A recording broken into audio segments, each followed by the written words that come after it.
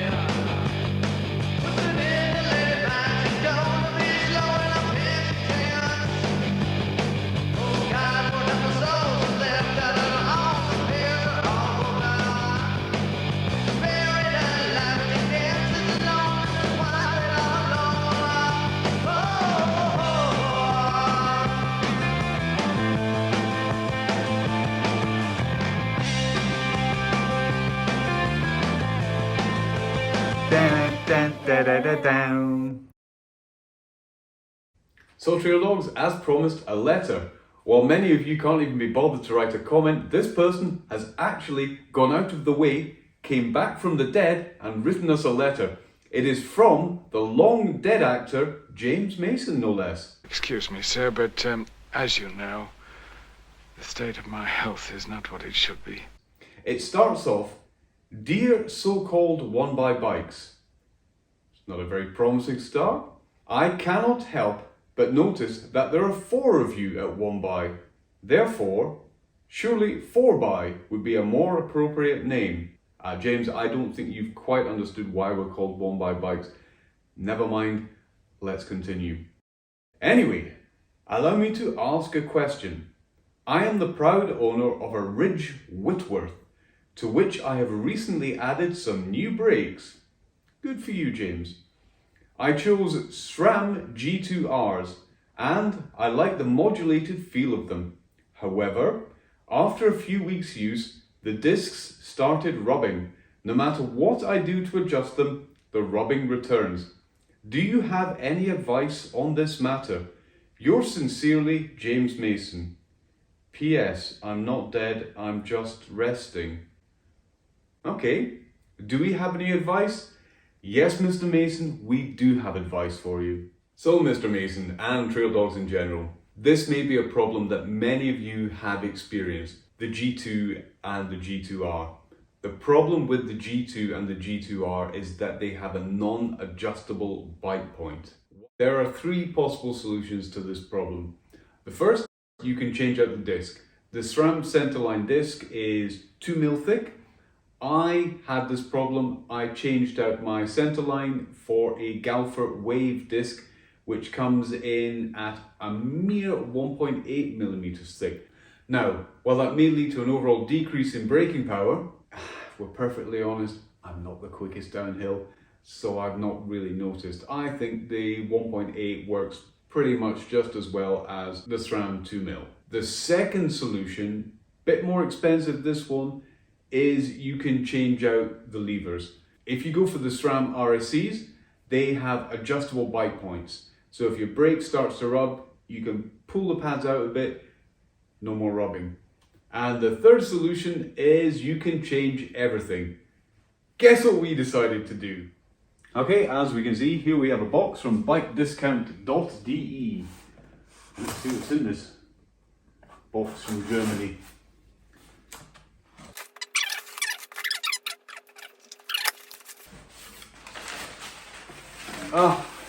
But of course, Magura MT5s, along with adapters and you will have noticed that there are 1, 2, 3. Yes, I bought for myself as well. MT5s, along with the disc to go with. But look at the size of that. That's enormous. That's a 220 disc. If you can't stop an elephant with that, I don't know what will. Right, let's get it mounted. Okay, we've got Sofie's bike in the stand. We can start by taking the wheels off and changing the discs. With anything brake related, gloves. Two things. One, you don't want to put your greasy fingerprints onto the brake discs. And two, brake fluid is really nasty stuff. Not for fingers. Okay, let's get the wheels off.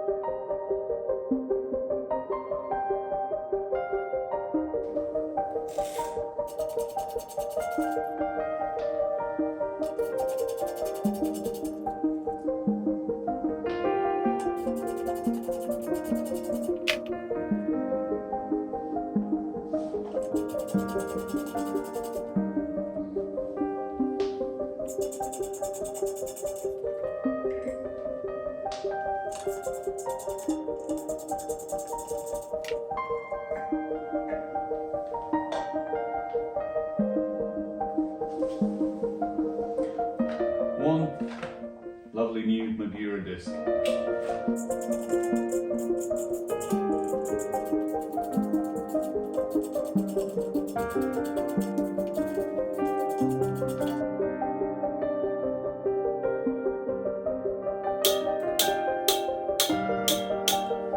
Okay, one wheel.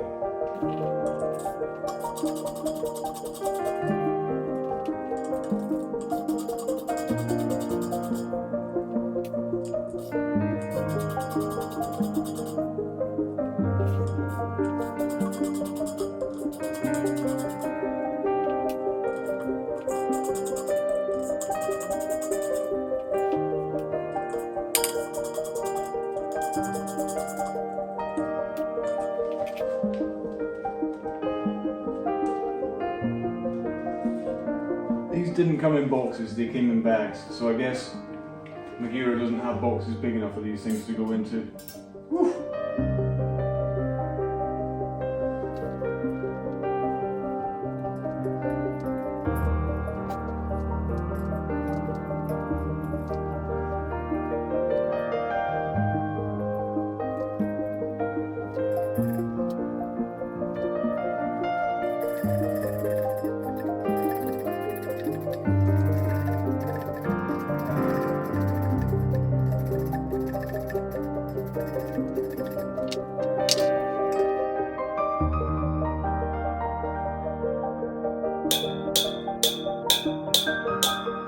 And that was that one.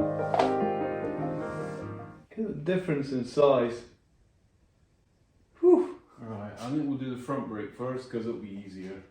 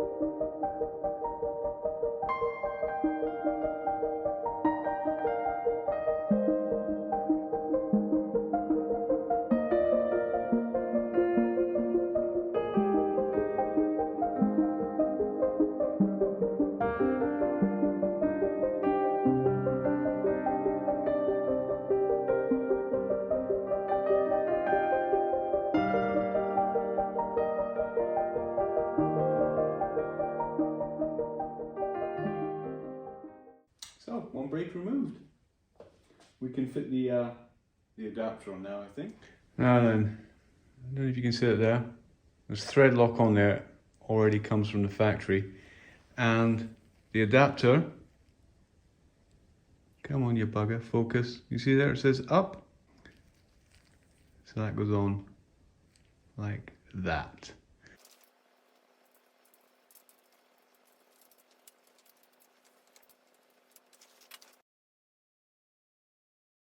This is a 6 Newton meter.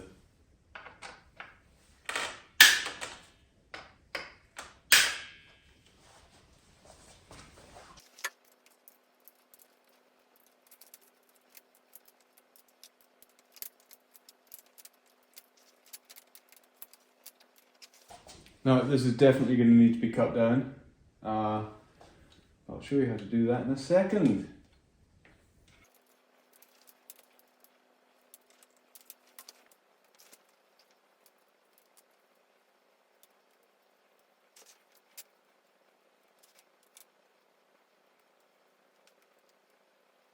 There is no torque setting or torque number for this, so just good and tight. Okay, caliper's mounted. Now, there are two mounting bolts. There's one here, and there's one here. To mount it properly, tighten this one to finger tight first, and then give it a bit of extra. Leave this one loose, and then come up here, and we should be able to see. I like to do it over a light background. There we are.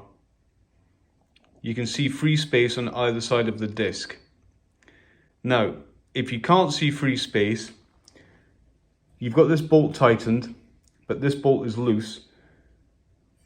Move this one into position. Once you can see free space, give it a bit more tighten. Then move the back one until it's absolutely even, and then slowly tighten the bottom one until it's not going to move anywhere, and then slowly tighten that one, making sure it doesn't move. And that is basically how I set. Right then, the cutting of the cable and making sure that this goes the right way up. Magura brakes have an up and a down side, as you can tell. If I bring this in front of camera, the M for Magura, I'll get in the light, there we are, should be pointing up the way, and you can see the arrow there as well. So this is the correct orientation, and I'm guessing the other one will be as well. When I do mine, one of them is going to be the wrong way round. Actually, maybe both of them, because I ride my brakes moto style. That is to say, this one here is my back brake, and this is Sofie's front, because she's Swedish and I'm British. Right, let's get this mounted to the bar, and then we can cut the cable. Oh, I should just point out first. Now, at the top there, no gap. At the bottom, there's a gap. So that's fine. I'll give this a bit of a tighten, but then the most of the tightening will be done on this one here.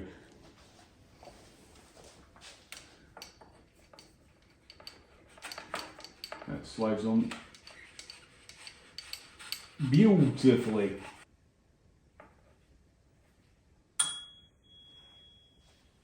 Knock knock. Who's there? Isabel. Isabel necessary in a bicycle? Yes, it is when it's mandated by law in Sweden. Alright then, so we've got the bike in the stand, we've got the brake turned that way round. You'll see why later. I am wearing gloves because... That's right. Put on the gloves. Don't attempt anything without the gloves. Alright then, so let's get this done. This is upside down so the brake fluid doesn't just spill out. Now, I'm assured that by doing it this way, I won't have to bleed it. So, take off that clamp first. put it down there. Now we're going to cut the hose with one of these. It cuts like that, and then this bit here will force the new barbs in. I can show you the barb and the olive as well. There's the olive, there's the barb. So using an 8mm spanner to loosen off the lock nut at the top. Pulling this off as well. And moving that down. Now we need to pull this out. This should just pull straight out. We turn it up like that. Magura say that in order to cut this to length, you need to first cut 10 centimeters off. So put that in there, and we're going to take the olive .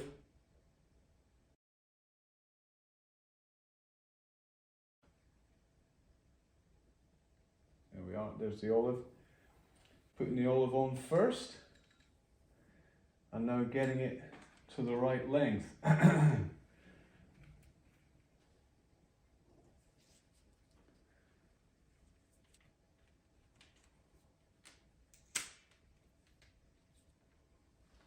So we need our barb.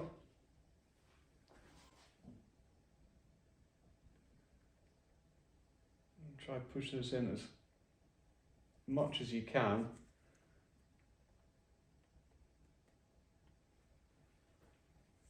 Before getting the tool. We'll close up the jaws and then just wind that down.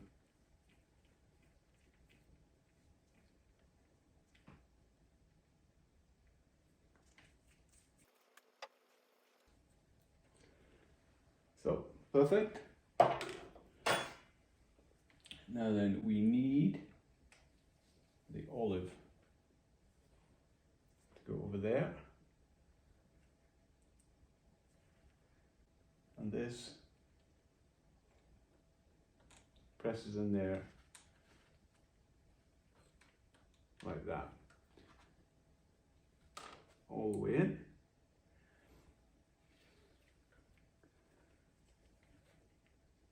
Then up with the lock nut.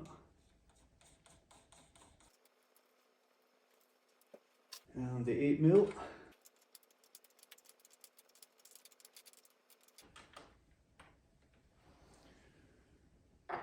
And finally, the end cap. Now then, I did spill a little bit, so isopropyl alcohol, actually most of it's on my gloves.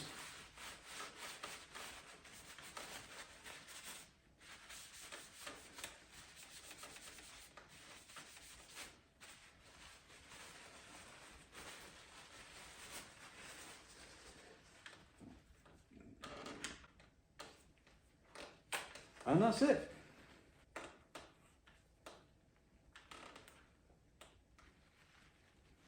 Okay, trail dogs, that was it. It really was simplicity itself. Now, I've heard more than a few people saying that they're put off from buying Maguras because they're difficult to set up, they're difficult to bleed, they're just difficult. That is one of the easiest things I've ever done. It was a case of just cutting the cable, cutting it to length, putting it in, fastening it, and it was finished. I've been pretty good before with setting my brakes. The way I showed you there, that's absolutely the way to do it, or it's the way I like to do it. That isn't a problem, but I've never cut a brake hose to length. First time doing it, no problem at all. So the install in the front was dead easy. The install on the rear, well, I'll put it this way, shall I? I'm the sort of person that loves internal cable routing. I think it's fantastic. It makes the bike look clean and smooth. I've heard mechanics complaining about internal cable routing, and I've thought, well, what are they complaining about? You know, all you need to do is put it through. No. Trust me, the amount of hassle I had trying to route that cable through the frame. There's a tiny little aperture. Just honestly, watch the video up here. This is me trying to do it. Trust me, there was swearing. And I got all the way through and I got it in and yay, finished. And then I realized I hadn't routed the cable through the rear triangle. So I had to take the whole thing out and start all over again.